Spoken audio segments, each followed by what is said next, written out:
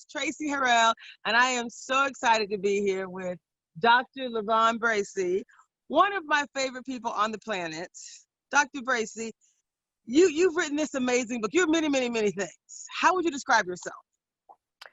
Well, I describe myself as an activist, a Christian, one who believes in people, one who believes in young people, an educator. I love it. I love it. I feel like we're family. I mean, grew up in the church that you and your husband founded. Yes. New Covenant Baptist Church in Orlando, Florida. You all Right. retired, and then you went off and started doing even more amazing things. Like you wrote a book. Right. Right. That's actually, I mean, I could have you on for 1,000 reasons, but today we're going to talk a little bit about that book that you wrote, right? The book is Okay. called, tell us the name of your book. Brave Little Cookie. A Brave Little Cookie. Tell us about A Brave Little Cookie. What's that book about? Okay. All right. I'm more than happy to talk to you about my book, Brave Little Cookie. It was in 1964 that I integrated the public school system of Alachua County, which is in Gainesville, Florida. My dad was the president of the NAACP. He was a minister, and my mom was a school teacher. And if you notice, Brown versus Board of Education was 1954. 10 years have passed. Schools are still segregated. So Dad says we must change what is happening in Gainesville. So he went to the school board meeting and he said, we have not integrated the school systems. And the school board members indicated, well, the climate isn't right. We're not going to do anything right now. It might be another 10 years before you do anything. So Dad said, fine.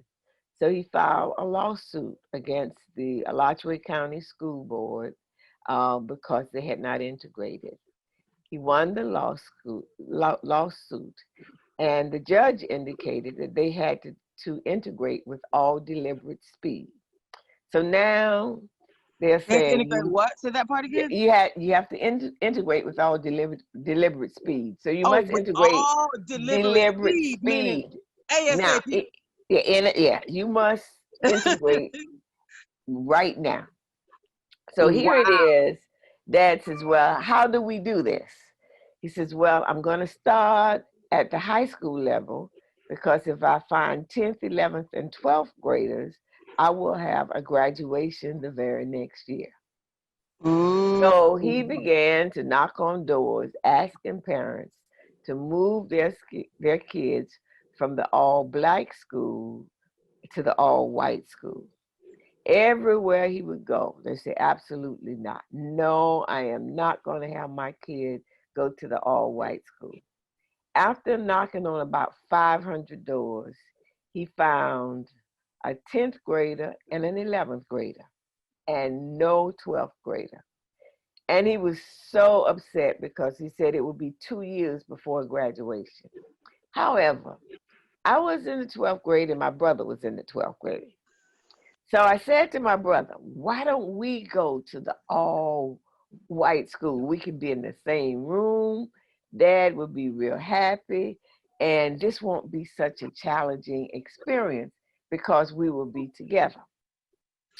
And my brother said, listen, I don't care what Dad says. I am not going to leave my all black school. I am in the band. I am real popular. I have 2 girlfriends, and I'm not about to leave my girlfriends to go over there to a school where nobody wants me. He said, I'm not doing it. He said, I am not doing it. So I tried my best to persuade my brother, come on, let's go over there. He said, I'm not going to do it. I'm not going to do it.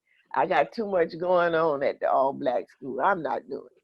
So I couldn't get my brother to do it. And I really thought about it and prayed about it. And then I told Dad, I said, Dad, I'll go to the all black white school. I'll go. So Dad said, listen, Don't Let me tell your explain. mom. Let me explain something to you. Yeah, yeah. He said, listen, don't tell your mom because she's not going to like this.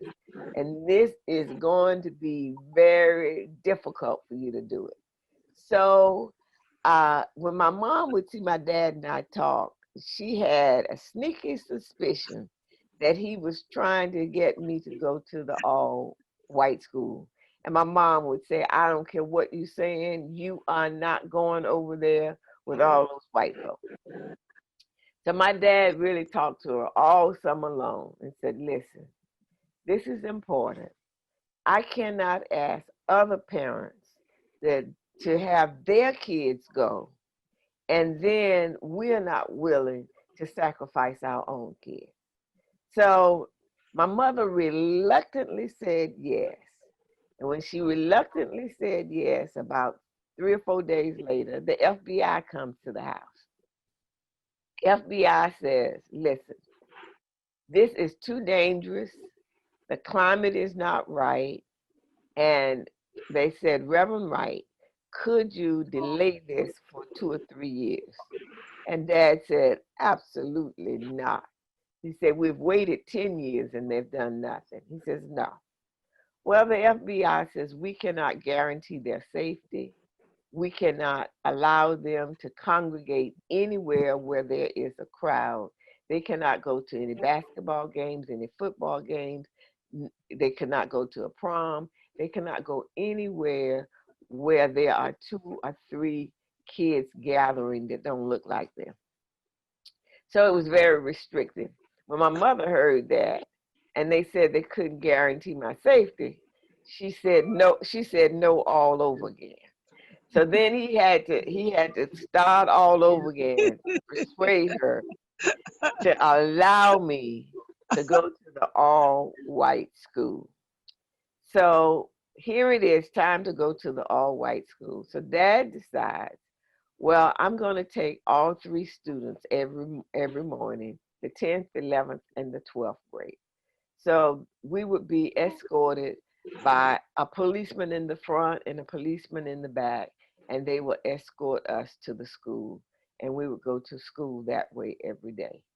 I knew from the first day that it would be a challenging year, and it would be a year that I will never, ever forget. Mm. What happened on the first day? Uh, I'm engrossed. okay, all Tell right. me more. Okay, I'll tell you more. What So happened? when we get to school, my dad has prayer and tells us to have a wonderful day. The 10th grader goes to his class, the 11th grader goes to her class. And I began to walk down the hall as the 12th grader. I'm surrounded by about 10 or 12 students who began to call me the N word, who began to tell me that I am not welcome, that they don't want their class to make history. They began to spit on me and they began to say, this year is going to be hell on earth for you. So I proceed to go to my class. I sit in the first row and the first desk on the first row. And as I do that, the entire class gets up and go to the other side of the room. And the teacher says, why are you standing? And they said, we would rather stand than sit by the N word. So I was called words all of the time. And when I got back to the car the first day, my dad says, how was the first day? And I said, well, I survived. I didn't want to tell the 10th and the 11th grader my excuse because I didn't want to discourage them from what was happening to me. And I knew it was happening to me because my class had made a pact that they did not want to make history by being the first class. So I knew that their focus on me would be really not good. So every day I get to school, they will have around my desk. During those times, you had assigned seats. I don't know if they have assigned seats anymore in school, but we had assigned seats. And at my assigned seat, in my seat, they will have tacks, and under my seat, they will have dead roaches, dead snakes, dead lizards, all sorts of stuff at my seat every day. So I had to take a brown bag and aluminum foil to try to clean that up. And I had to take some alcohol and get my seat straight before I sat down. That happened every day. If I went to the cafeteria, I had the whole cafeteria by myself. Everybody would leave. If I'd go to the library, I'd have the entire library by myself. It was like I had a contagious disease and nobody wanted to be around me. Wow. I sat in a classroom for 1 full year, and I cannot tell you the name of one person that I went to school with out of a class of 500. Nobody befriended me.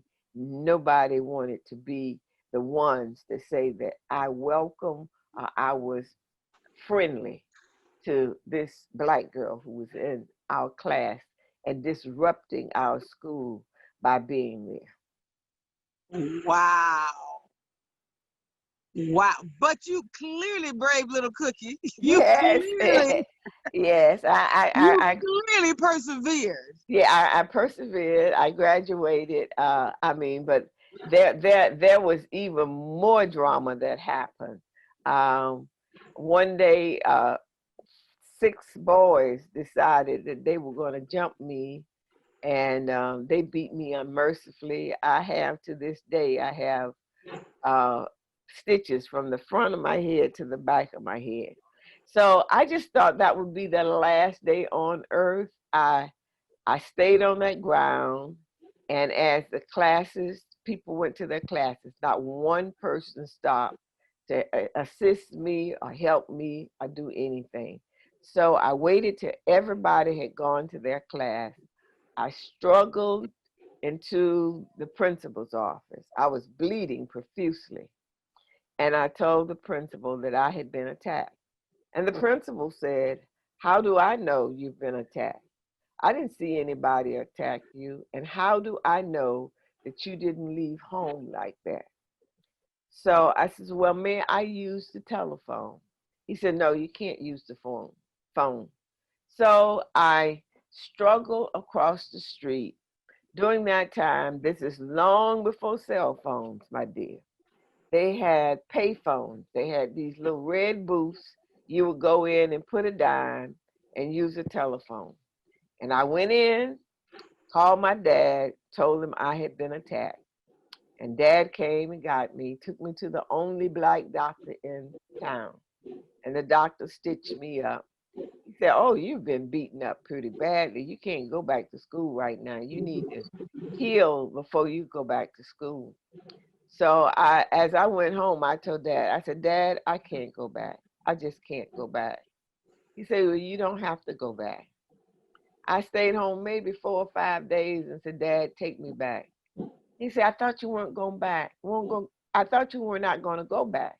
And I said, "No, I have to go back because if I don't go back, they win. I cannot afford to let them win. So I got to go back." So I went back and they redoubled their efforts. They really got real bad, rambunctious when I got back. She's Uh, rambunctious. But you oh make yeah, rambunctious sound cute. Rambunctious. yeah. This don't sound like a cute story. My That, mouth is still open. yeah. They really got bad then. I mean, they put larger snakes at my seats and larger lizards at my seats and larger rats at my seats. And then they began to send me all these notes that I would not graduate, that I would die. So I just knew that I said, "Oh, they're going to do everything for me not to graduate." So I heard them talk in the room saying, "Well, if she survives the year, we're going to get her at graduation." So they kept saying, "At graduation, we're going to take care of her." Well, I get to the point, we're at time to graduate. I need to tell you that the teachers were horrible too. They would, oh yeah, they did not want me there. The teachers did not want me there. And as a result, they would not grade my papers properly at all. Anything that I turned in, they just put an F on it automatically. So my dad one day, he says, "You know what? I'm going to fix this." He said, the next time you have to write a paper, we're going to take it to the University of Florida, and I'm going to have the head of the English department edit your paper before you turn it in. And that's what we did. Turn in that paper, they still put an F on my paper. No, no comments on anything, like they had read anything. It's just a big F. So my dad and I had a conference with the principal and the teacher. And the principal said, we don't owe you an explanation. My teacher said that it's an F paper, so it's an F paper. They tried their best. They tried their best to make sure that they could flunk me. However, since I transferred with about a 3.7, 3.8, it was very hard for them to be able to flunk me out of school. So therefore, I had to graduate. So they said then, we're going to get her at graduation. So my brother and I are graduating on the very same day and same time. So I told my mom and dad, let's all go to his graduation. I don't have to march. Please don't march. And my mom said, listen, with But we go march. all the hell you've been through, you gonna march, darling. You will march. And I was saying, oh, I don't want to do this. I did not want to tell her what the rumor was because I didn't want them to get upset. So my mom decided to go with my brother to his graduation and my dad go with me. And when we get to the University of Florida where my graduation is, I see cops everywhere.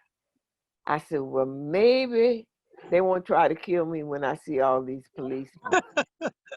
So I got out of the car. That's a brave little cookie. Like, Yeah, maybe I won't die today, but that we about maybe to do I this. won't die today because But we I about see. to do this. Yeah, we're gonna do it. So I get out of the car, get in the line, and I was able to march in without any incident. I still looked at my seat because I was a creature of habit. I was to see if there was any rats and roaches and snakes. There were not any. And I was able to go across the stage without incident. But it was a very tumultuous, difficult year because they did not want me to make history, the school to make history, the county to make history by allowing an African American to graduate in 1965 from their all-white school. Mm. Wow. So that's how Brave Little Cookie came about. Now, this is my third book. Oh. I had written the adult version, Beyond Bravery, of that book in 2012. Well, about a couple of years ago, I was speaking at the League of Women Voters, and one lady afterwards says, you need to write a children's book. I said, oh no, I'm not interested in writing a children's book. And lo and behold, 2 weeks later, I was invited to go to this elementary school to tell my story. And I was saying, oh, I've never told my story to kids.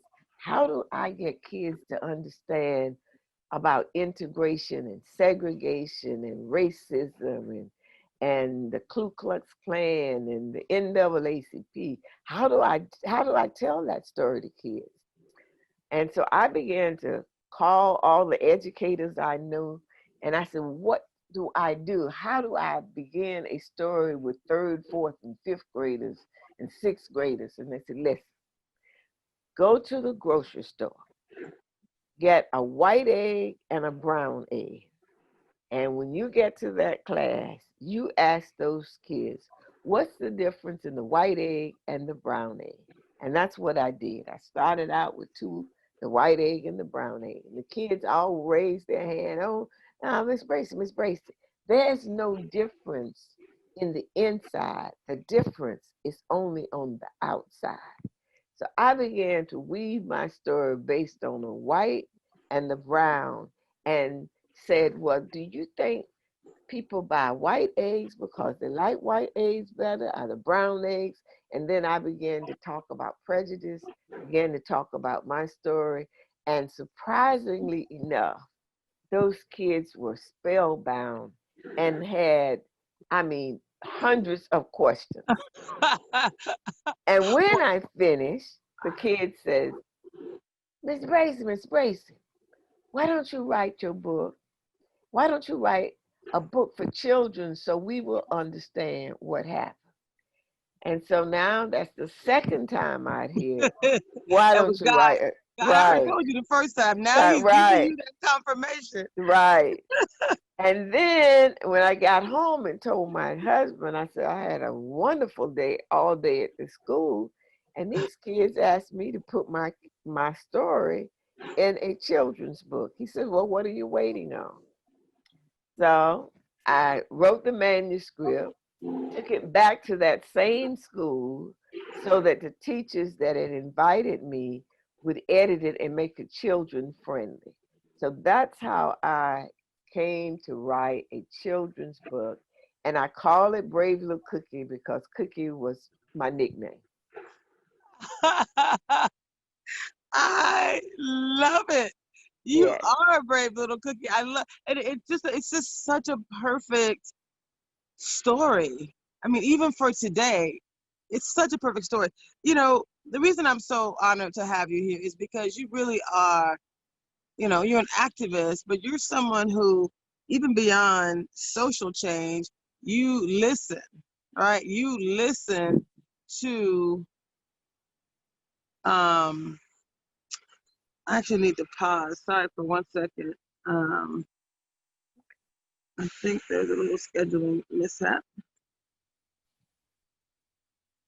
So my person is supposed to be joining at 3. Looks like she's trying to get herself admitted right now. I just need to let her know that my calendar says 3 o'clock. Okay. So let me just, could let her in, but maybe I'll just, so it's a white lady. We're talking Okay. about equity and inclusion. Um, if you're okay, we can have her listen to the rest of your story. Are you okay with that? Oh, it's fine with me. Let me see. Do a little crossover. Hi. Hey, how are you, Andrea? So, you are on a call right now with Oh, Dr. Lavon Bracy. So I had her from 2 to 3 and you from 3 to 4, but it's a bit of an over. Are you available at 3 o'clock? that's fine. I'll just jump back on at 3. Now, hold on 1 second, because one of the things I was thinking about doing was um, having a little overlap. I feel like there could be some divine intervention in this moment. So Okay. she just told her story. Let me just see what's gonna happen here when I try to do this. Try to see if I can get all of us together. Can you see me, Dr. Bracy? I see you. Do you see And Andrea? I see Andrea. Yes, I So do. virtual hello to each of you. So Dr. Bracy, this is Andrea, and Andrea, this is Dr. Bracy. So I'm basically interviewing you both for the same initiative. So this Okay. is the Bigger Than Me success series, achieving racial equity and inclusion in business, education, wealth, and health. Now, Dr. Lavon Bracy, I'm gonna have you do the short version, like literally just the recap of, she wrote a book called A Brave Little Cookie, and I'm gonna have her give us a 2-minute recap so that you know what her book was about and what she did. Would you like to do a quick recap? Okay, 2 minutes. I integrated a public school system in Florida in 1965, and I graduated. And I wrote the book based on my experience, which was very tumultuous, and I was not welcome at all. And I just told her the trials and tribulations I had being the first to integrate an all-white high school. Wow. Wow. What a story. And if you think about the timing, what I love how you introduced it. You started out by saying Roe versus Wade was in what year? 1954. 1954. And This was 1960, 1964. It was 10 10 years years later. later. And Okay. the school system was still segregated, and they were not going to do anything about it. So the NAACP filed a suit to force them to integrate the public school system. Her father happened to be The the president, president of the NAACP. He was also a NAACP, pastor. yeah. Oh, wow. And so, I like what you said about the beginning when you said your dad actually went and knocked on 500 doors to see if he can get any of the black kids to go move to to the go into this all-white school. And what did he hear? he said, absolutely not. Parents says, oh no, I'm not going to get my kid to go over there and be subjected to people who don't want my kid there. So he was able to find a 10th grader and 11th grader, but no 12th grader. And I was a 12th grader, and my brother was a 12th grader. My brother said, absolutely not. He wasn't going over there and leave his girlfriends. So I went over so that there would be a graduation that next year. So I Wow. took the abuse and took the negativity, and I did it. And it You know, was your senior year is when you moved My over there? it's my senior year of yes. And Wow. so I wrote this children's book, and I told her that I had no intentions of writing a children's book. I first wrote my story, Beyond Bravery, for adults, and then I was invited to go and speak for League of Women Voters, and I was happened to give my story, and someone there told me, why don't you write a children's book? I said, oh no, I'm not interested in that. And 2 weeks later, I was invited to go to this elementary school. And so I told my story to elementary kids. And then they asked me, why don't you write your story so that kids will know your history and we can read about it? So that's how I happened to write a children's book called Brave Little Cookie. My nickname is Cookie, so that's why the name Brave Little Cookie. And that's the Oh, story. wow. Yeah. So you kept on getting asked to make that children's book. Right. So that's how I came about Brave Little That's Cookie. great. that And is great. And when I hear it, part of the reason, what are your thoughts when you hear someone who, in my mind, she's like a living legend in Black history, right? So she's a living legend in the civil rights movement. And here we are in a V2 of the civil rights movement, still trying to, achieve racial equity and inclusion in so many of our different systems. So I brought her on because, again, going into this session, I think it's so important to get some lessons learned, right? yeah. Lessons learned from that. But before we go to her lessons learned, which is where we were going to go in the conversation, what are your thoughts when you hear about the fact that this was, wow, well over 50 years ago. I was born in 69. So Yeah. well Oh yeah. over 50 years ago that we were within a lifetime integrating schools, fighting to integrate schools, fighting to have the right to just be in, integrated schools. And here we are, 50 years later in a similar, in some ways, Yeah. uh, Yeah. opportunity for us to really continue to increase this concept of racial equity. Well, what do you think when you're in the presence of someone like this who's fought the fight and is still in here trying to make some change? I am impressed that you're still here doing the work, and yeah, 50 years later, yeah, that takes a lot of strength and perseverance and courage for sure to be still going out and speaking to schools and sharing your story and your experience. Yeah. Thank you. Thank you. When she was telling me about the abuse, she talked about names, but she didn't. She saved one of the big stories to the end where she actually got. Tell us that little part real quick so she can hear what you the beat down. Oh, when they beat me up? Yes. Oh yes. Well, 6 guys decided that they wanted to make sure I didn't graduate, so they beat me up. We were all on the outside of the schools. During those times, you didn't go in until the bell rang, so they beat me up and left me really to die. And everybody that passed by, not one person stopped to say, "Let me help you." I was bleeding profusely. I waited till everybody went in, and I staggered into the principal's office, blood going everywhere. Told him I'd been beaten up. And the principal says, "How do I know that you were beaten up here? How do I know you didn't leave home like that?"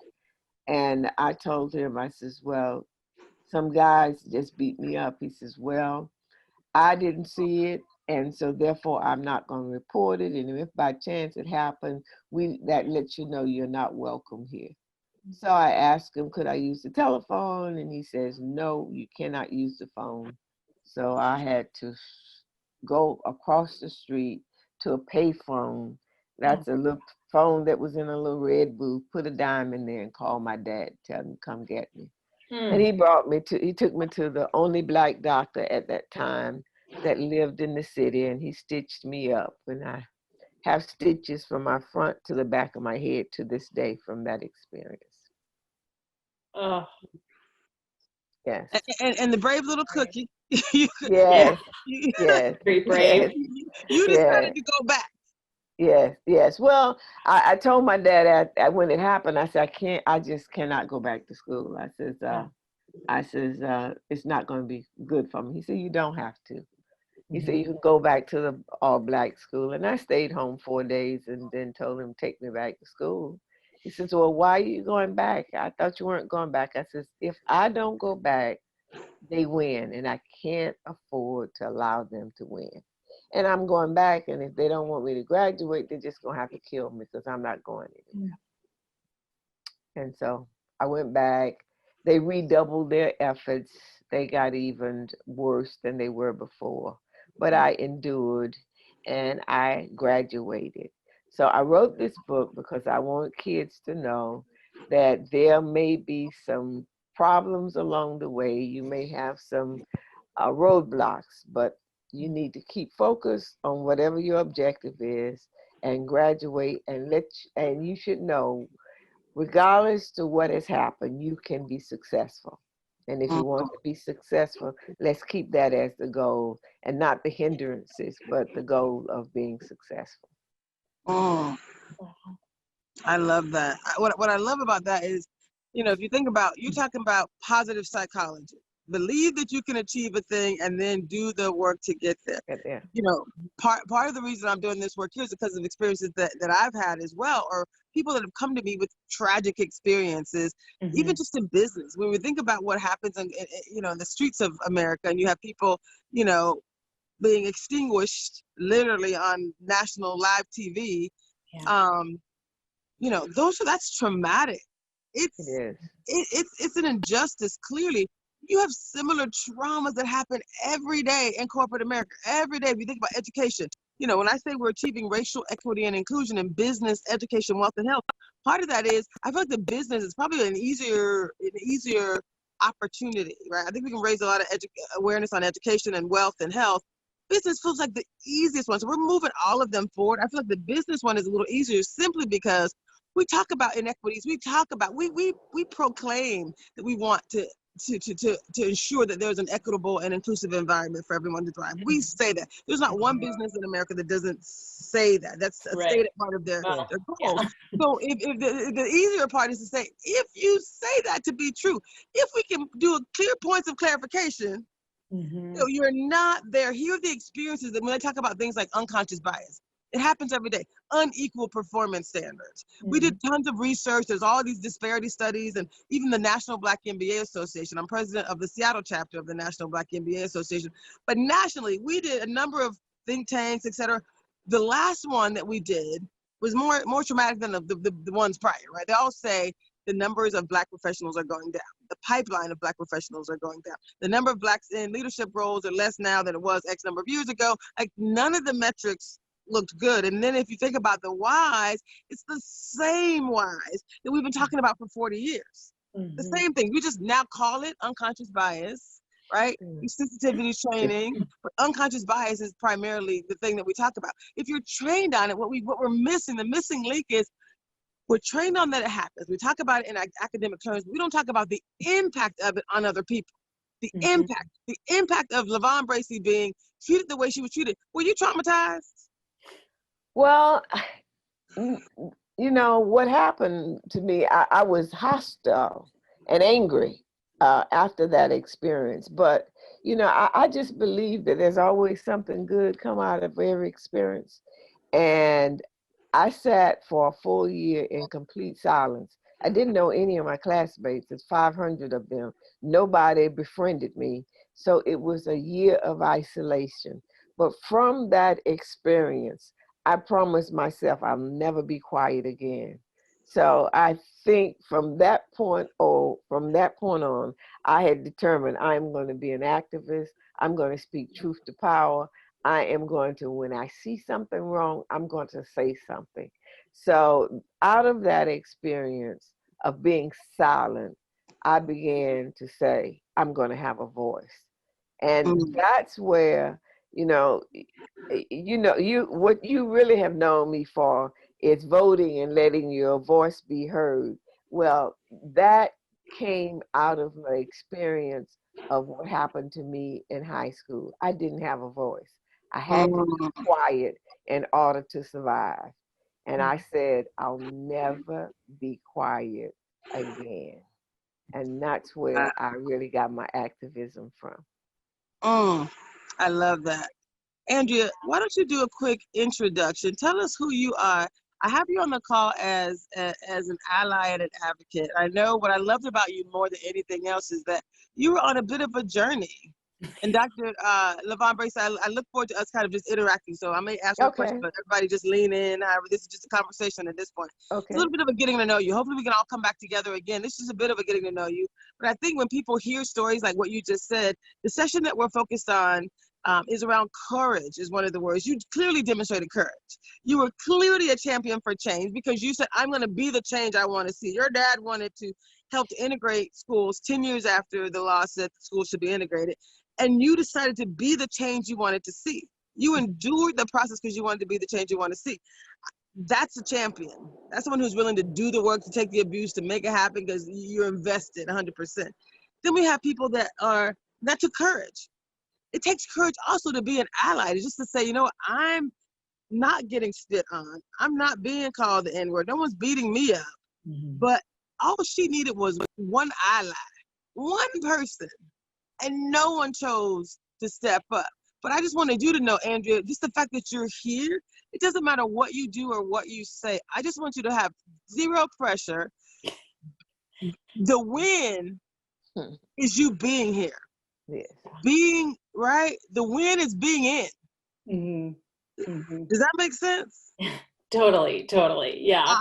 Awesome. Yeah. So and tell us a little bit about your story, because I know you were, at one point you were like, I don't know if I want to be, I don't know if I want to do this thing. And I asked you to come on and tell me about that journey, because what's really exciting, I wish I could figure out how to turn this into speaker view, but it's on my phone and everything's dying, so I'm just going to not touch it because I lost sound before, so I'm just going to not touch it. Oh, no. Yeah. But it's working. Don't upset the Zoom gods. But I want you to, we're going to zero in on you, focus on you telling this, who are you? Who are you? And, where are you from? Do you have kids? Are you married? And then this idea of, why does this idea of achieving racial equity and inclusion, why does it kind of stimulate something in you? Why are you even willing to be here today? Okay, so real quick about who I am. So I am married. I have 2 kids, 9 and 12. Today was the first day of school in Seattle, so that was exciting. But they were done at 10:30, so it didn't last long. And I am a freelance graphic designer. A lot of my clients are nonprofits, and prior, I kind of did like a left turn career change a little over 5 years ago.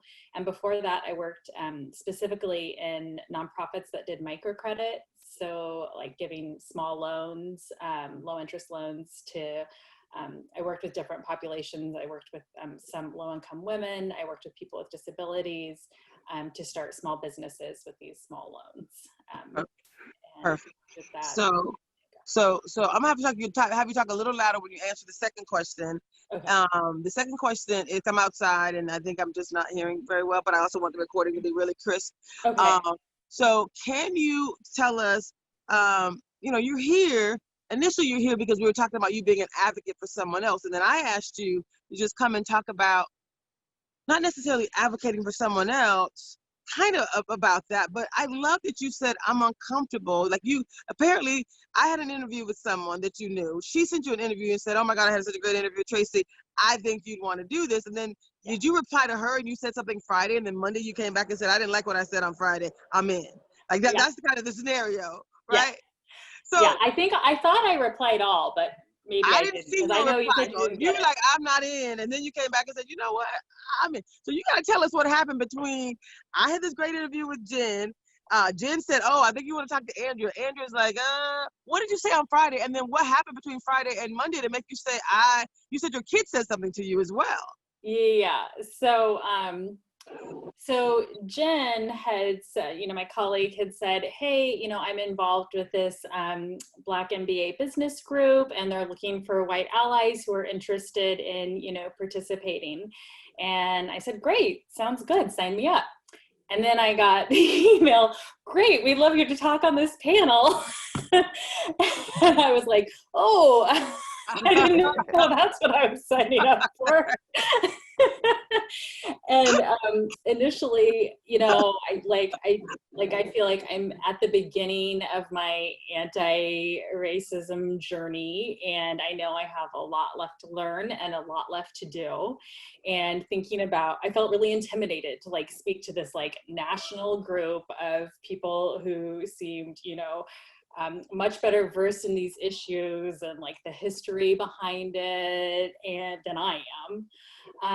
But basically, I'm here because you asked me to be here, and I feel like that's what you do. You say yes. And although I'm still at the beginning of my journey, I know enough to know that I can't use that as an excuse to not be here today.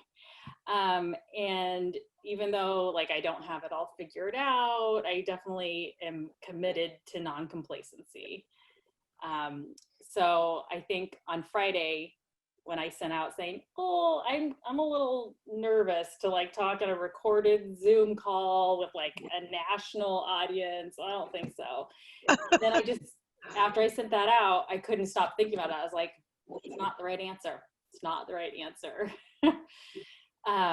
So we were talking about it in the kitchen while we were making pizza that night. And what my 9-year-old daughter, she was like, well, Mom, you really care about Black Lives Matters, right? And I said, yeah, I do. And she said, and if you do this talk, then that's going to help Black Lives Matter, right? And I said, well, yeah, it is. She goes, then you have to do it. A brave little cookie. It's a brave little cookie, yes, that's right. So there's my full circle to my Monday email. Oh my God, I'm kind of tearing up a little bit. I don't know why. I'm just so moved. You both of you, I'm just so inspired. I feel, I really do. I'm gonna try to not be emotional, but I gotta tell you, I just feel so, well, I don't know why I'm emotional, really. But hearing your story and all the things that you went through with Dr. Bracy, Yeah, it just makes me feel like, wow, I mean, I'm fighting for racial equity and inclusion. I'm fighting to, not have people treat us, I don't know. Yeah. I feel uncomfortable even talking about it sometimes, but I'm really grateful that people like you are willing to step up. And wow, I don't even know why I'm feeling emotional, but Dr. Bracy, I think about when you said you had your head being in stitches. I think about, Jesus died on the cross for us, and we can't even, Well, so much has been sacrificed, and I just want to say thank you. thank you. But we're at a time in life now that we can't afford to give up. It's as bad as it looks like now. It was, believe me, it was worse 50 years ago. So we just have to continue to fight for justice for all. I mean, that's what we said. We believe in justice for all. So if we believe in it, we need to fight to make it change. It happen. So, Get my makeup back on. okay.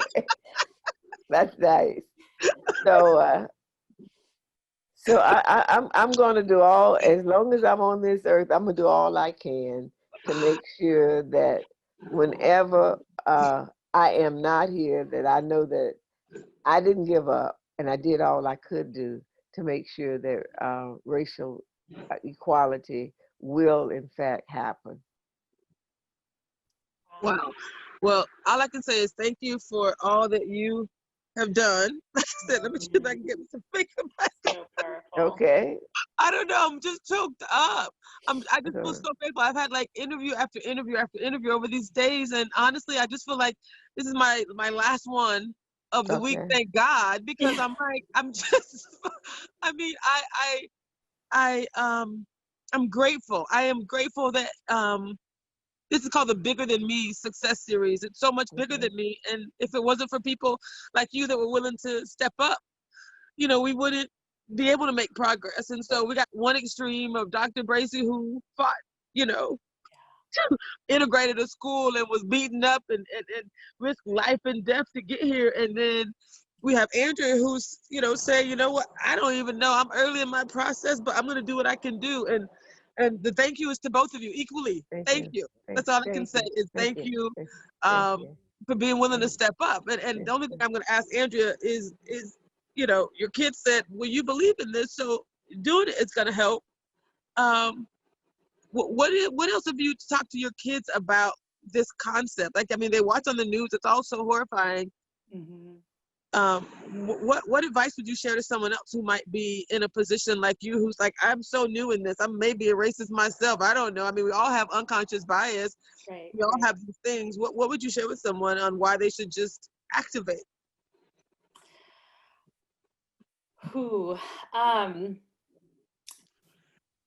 Well, I guess on someone, well, with like, there's the two part there, the kid stuff, and then the just Yeah.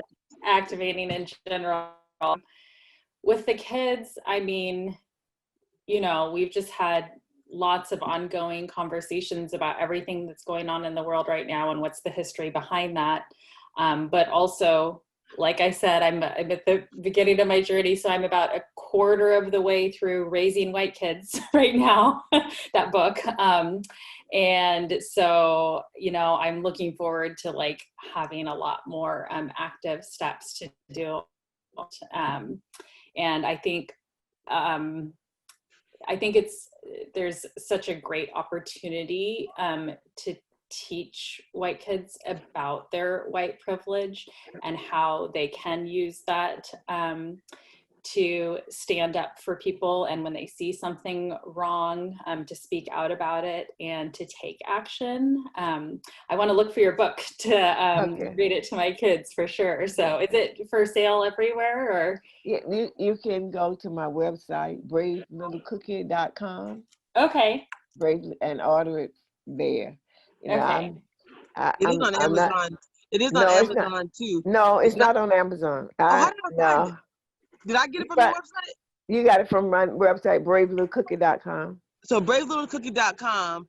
Okay. And you can do the electronic version, which means you can get it immediately, as well as the other version shipped to you, which I thought was amazing. So thank you so much for that. A bravelittlecookie.com. What about your adult memoir? Where do you find that one? Well, I'm redoing that one. So once I get that one redone, I'll put that one on Amazon as well. Yeah. Excellent. So Andrea, what have you learned? What have you learned so far from the book that you're talking about, Raising White Kids? Is that what it's called? Mm-hmm. Raising White Kids? And it's by the same guy who wrote the book about being how to be an anti-racist, correct? No, it's a woman. Oh, I'm the worst at remembering names. But it's a different author. Person. I know that. So I what can't have you tell you learned so far? What have you learned that you can share with others so far about how to raise white kids? And you said it's about awareness, privilege.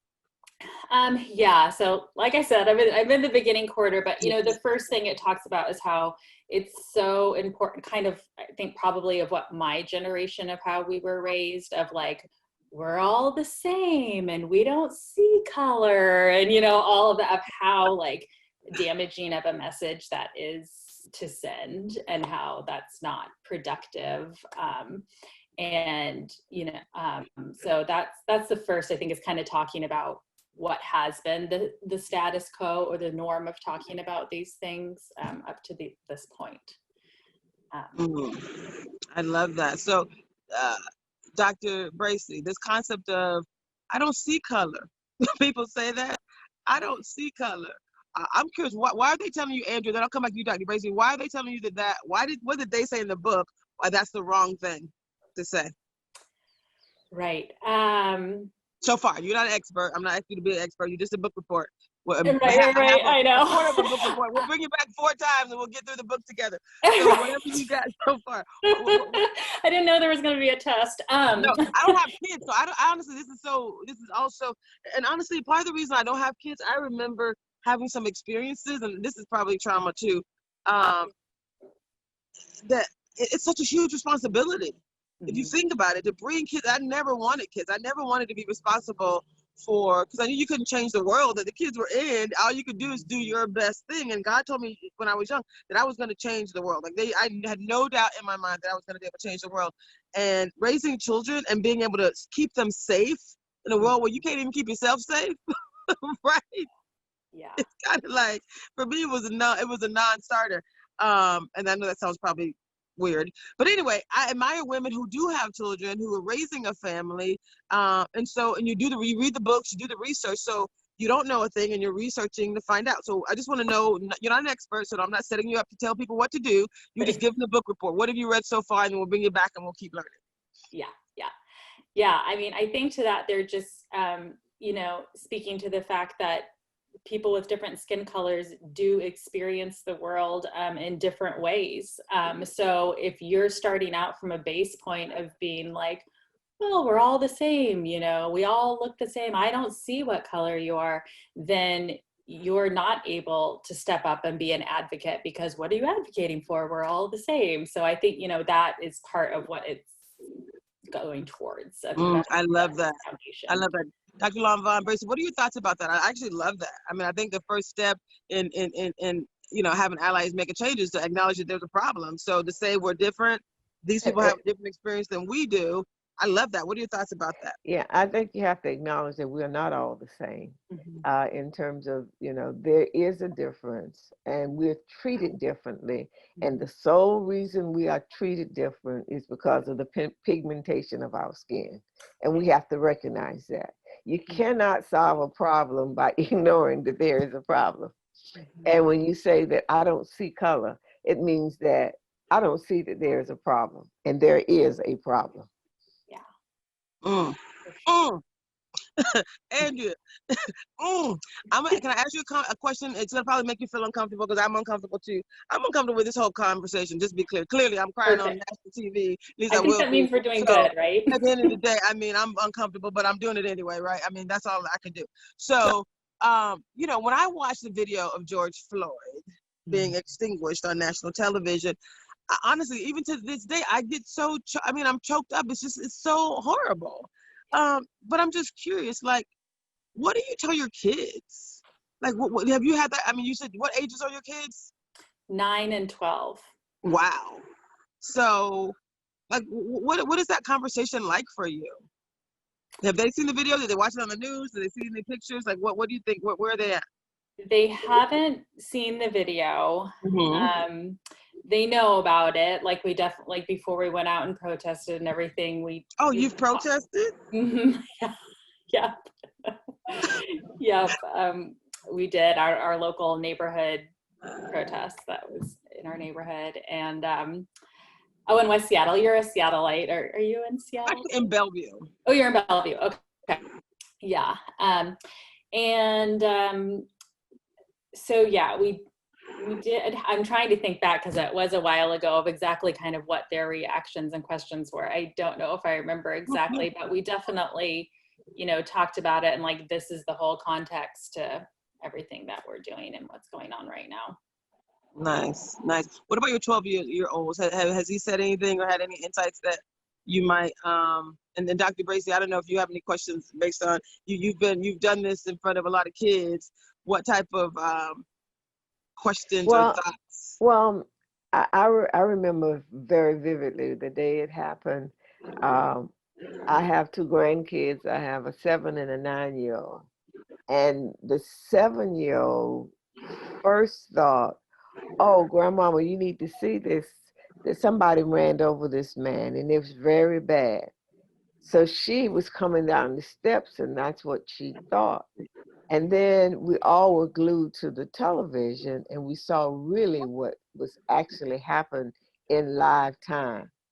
And my grandkids were so frightened that they would not even sleep by themselves because they could not. We just had to have a real conversation as to why the police, who is supposed to protect and serve, is doing this to somebody that looks like their daddy.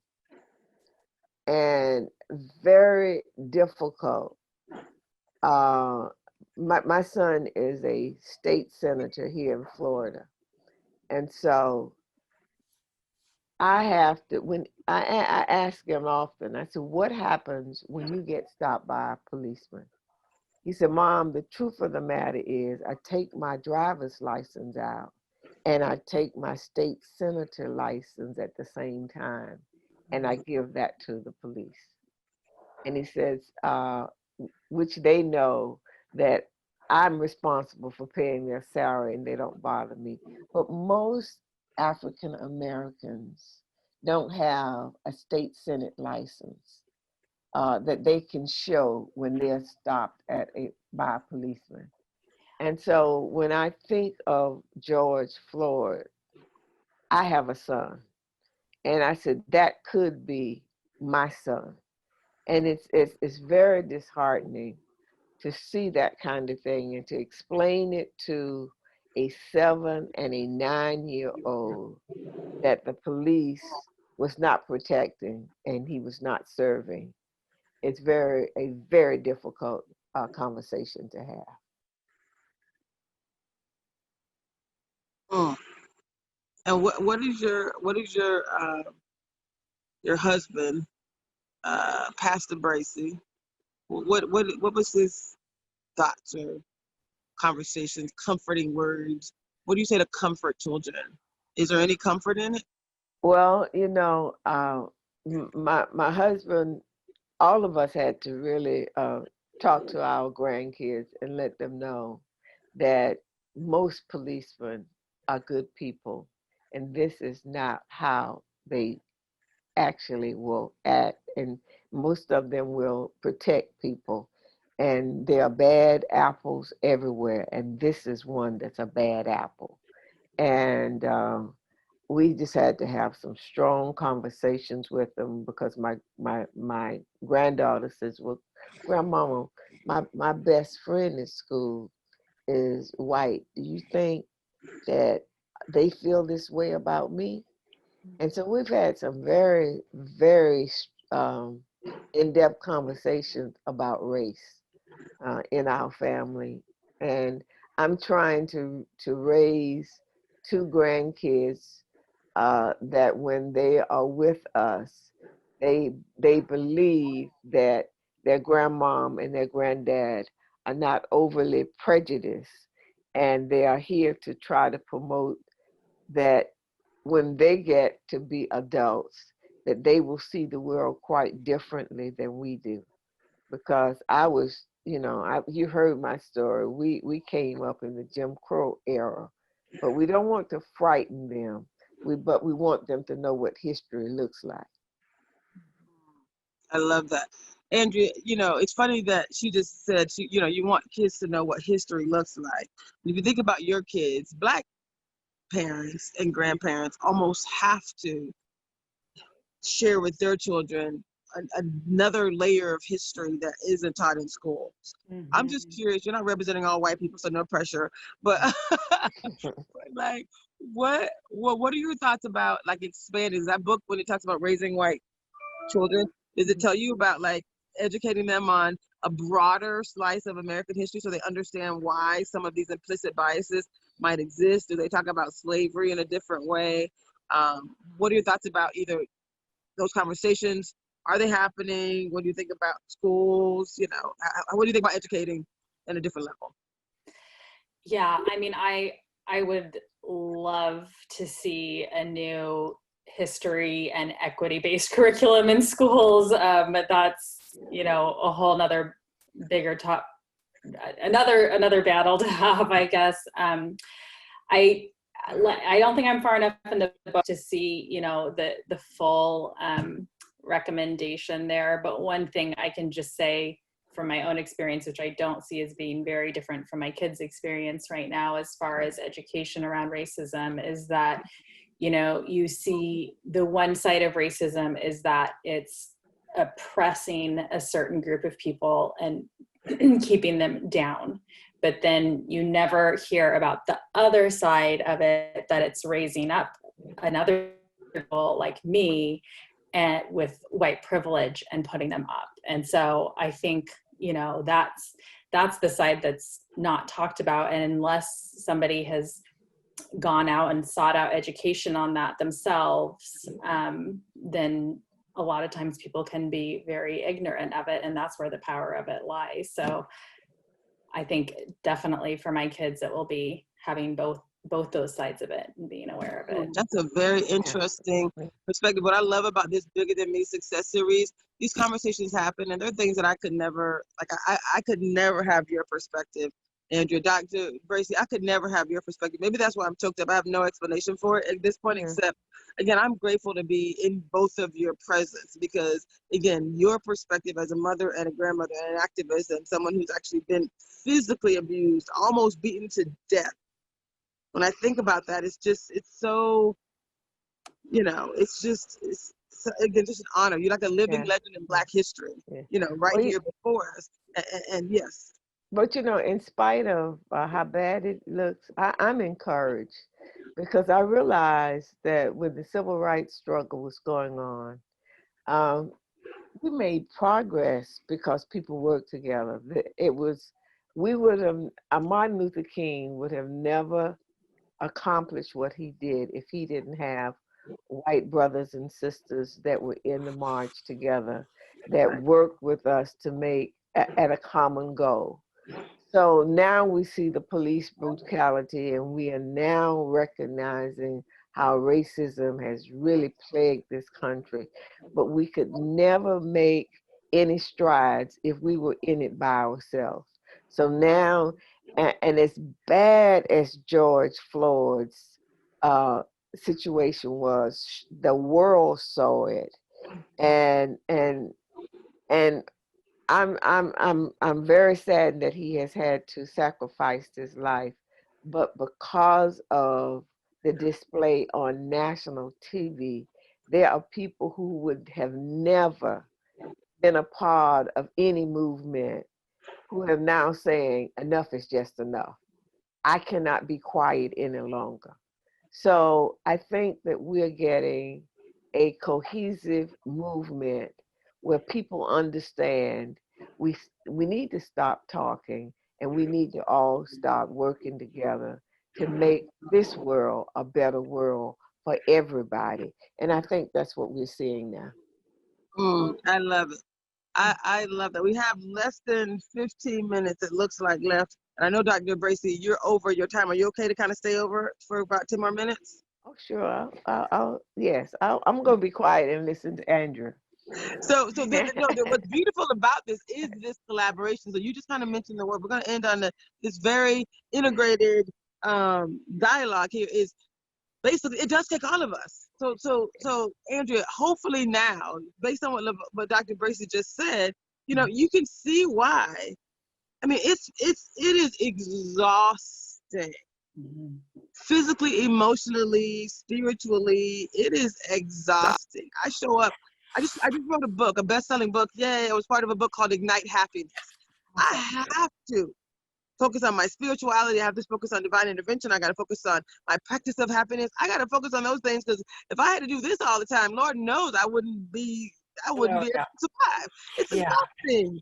It really is. I don't act like it is, and I guess in this moment, I just, like I said, overwhelmed a bit by just all of the, I'll just say opportunity. You both showing up, and Dr. Bracy, I honestly, when I think about your story, I think there's so much for us to learn from, and for you to be optimistic after struggling for over 50 years, for you to be optimistic. I'm just excited to have you as a part of this initiative moving forward. And so I kind of want to end with a couple of things. Lessons learned. I heard you say a couple of things. You talked about being courageous. So Andrea stepped up. even though she didn't know what to do, didn't want to be, no, don't record me because I don't know what I'm going to say and I'm not read up and I don't know the history. Great. You stepped up anyway.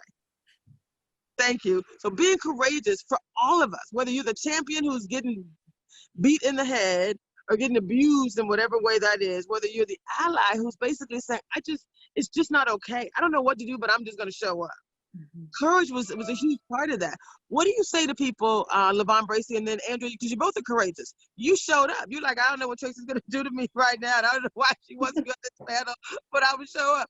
So about both of you, look into the camera and tell others, why should they do it afraid? What does courage mean to you? And can you give someone some encouraging words to kind of tap into their courageous nature, to show up, to basically lean in? This Bigger Than Me Success Series is really about people telling their stories and affecting hearts and minds.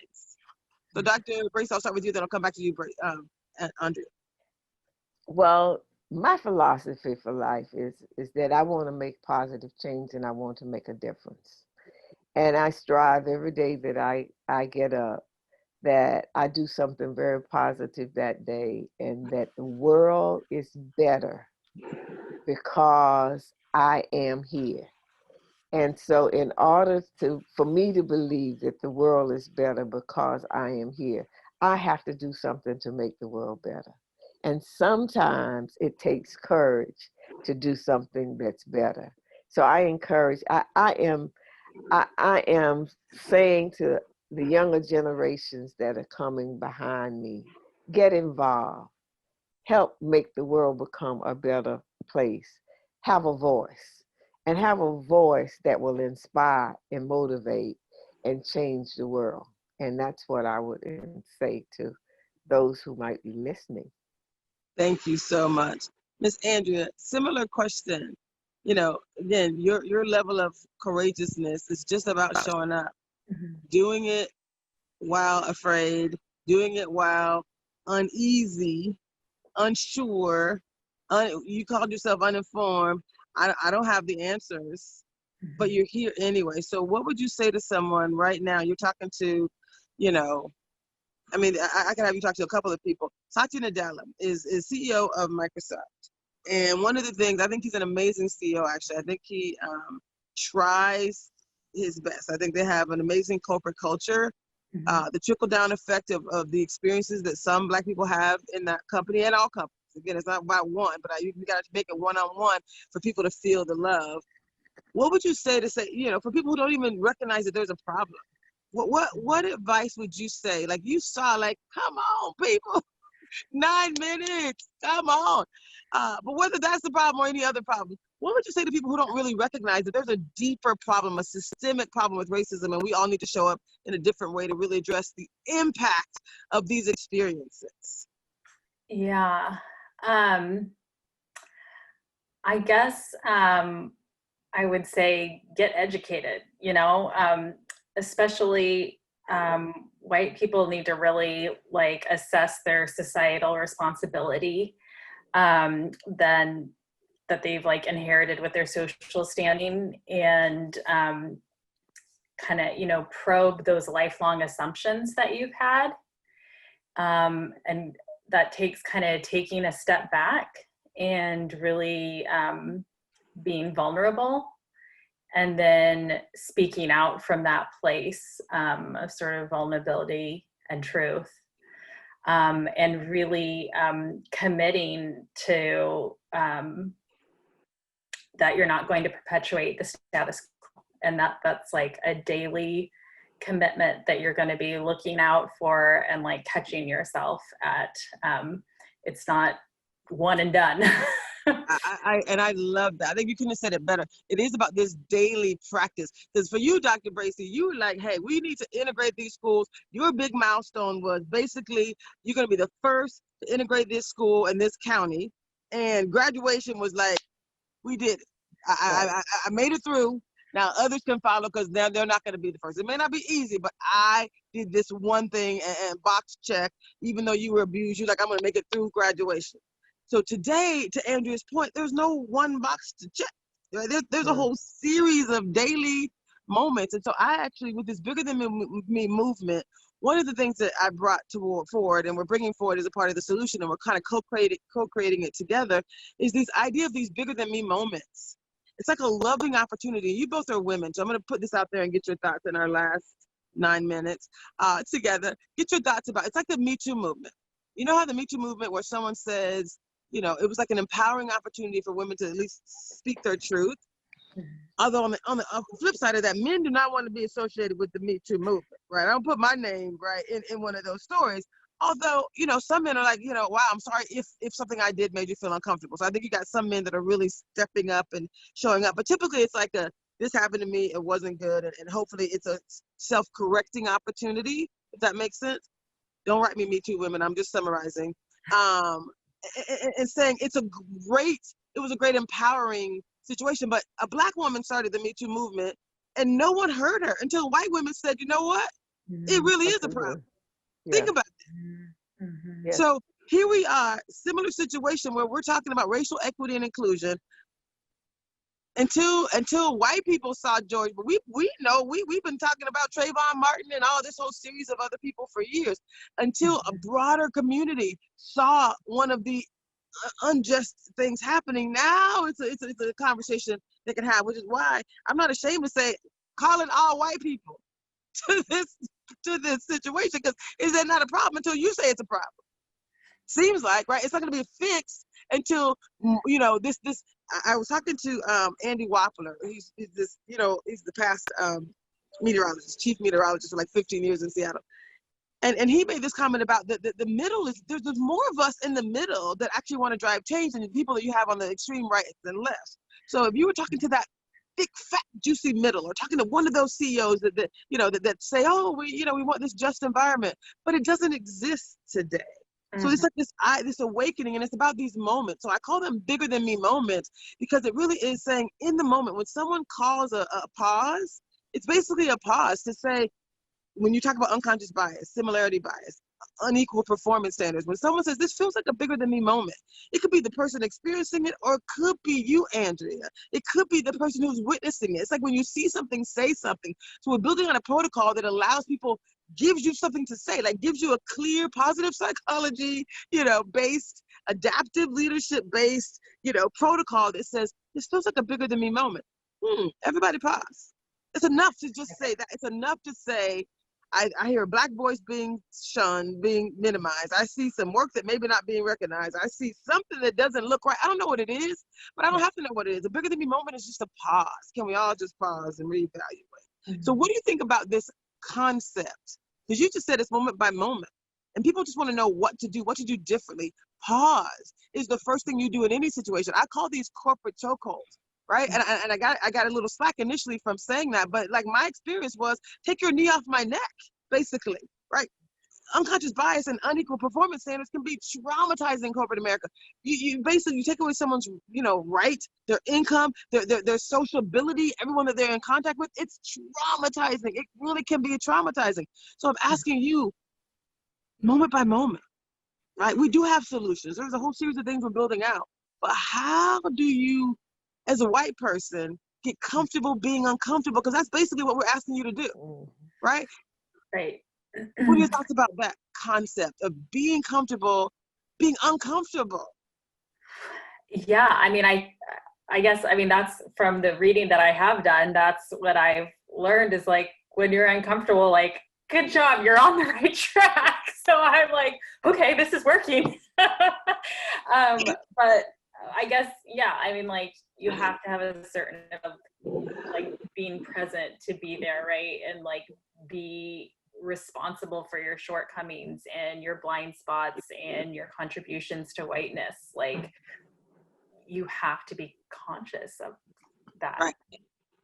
I love that. And again, no, there's no shame. Do you feel shame in any way? Because there should be none. Like, the whole point of bringing people together is to basically say, you know, we're co-creating solutions. We're not pointing blame. We're saying this is the reality by which we are all born into, raised into, right? You were taught what you were taught, and we're all here. Now we're moving forward. So there's no blame, there's no shame. I see you nodding your head, Dr. Bracy. Why is it so important for us to ensure that we're not assigning blame, but we are saying we need you to be a part of the solution? Talk about that dichotomy, that balance. Well, I think what we need to happen is that we need a collective body to be able to say, I'm going to take a risk and I'm going to get involved in this. I'm going to speak out. And what has happened so long is that we've seen what is wrong, but regardless of what is, if it's because of my job or because of being offended by someone else, I choose to be quiet. And so what we're saying is, we don't want you to be quiet any longer. We want you to, we don't want to be the only one to speak truth to power. We need some collective bodies to support us, and we speak truth to power together. When we see something wrong, we collectively are going to say, this is not right. And that's what happened with George Floyd, is that collectively people said, this is not right. It has to change. And now it's about what do we change, right? It's about what do we change. And I like that you talked about collectively. So Andrea, thank you for being part of the collective. We have 3 minutes left. We have 3 minutes left. So we will plan to regroup, right? We're going to use some of these videos on this Sunday. We're probably going to use some on 9/9. We're going to continue to use them. So we're basically building a video archive as well as writing a book as a part of this initiative, because it really is about as many faces as we can, as many voices as we can, in order to really tell our stories, to change hearts and minds. We've got to create this collective. Use the term again, because I love it, Dr. Bracy. Collective body. Collective body. Yes. That's which is all of us. It's we the people. Would you agree? That's right. Absolutely. We the people are the collective body. So thank you, Andrew, for being the collective body. I'm going to ask you both if you have any final words, anything you want to say. Optimism. You're talking to our youth now. You're talking to our children. What would you say? How optimistic are you about our ability to basically use this Bigger Than Me success series to achieve racial equity and inclusion in business, education, wealth, and health? We can change the systems. How confident are you? Let's say some positive words of affirmation to our youth. I want the youth to know that they can change the world. They have everything that they need to make positive change for the better, for the masses. And my generation is depending on their generation to make it happen. I love it. Andrea, what are your thoughts? Any final words that you would say to your kids about, I mean, how proud are you that you stepped up? Your daughter said, you got to do it, right, mommy? Yeah. I mean, full disclosure, I'm an optimist, half glass full kind of person. And I do feel like we have a really unique opportunity right now, where we're seeing like all of these systems that are built on a foundation of racism and white supremacy are falling apart, whether it's the schools or the government, these systems. And so I think we're having a unique opportunity to see something new grow up and come from this moment. I love it. Well, this is Traci Harrell. I have been here with Lavon Bracy, a brave little cookie is her website. Go and get that book. If for those of you who have kids, you got to get her book.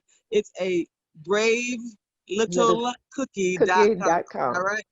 Yes. A bravelittlecookie.com. You got to go get the book. That was, I mean, I'm choked up. That was just, I mean, you are a brave little cookie. It's a great story. Yeah.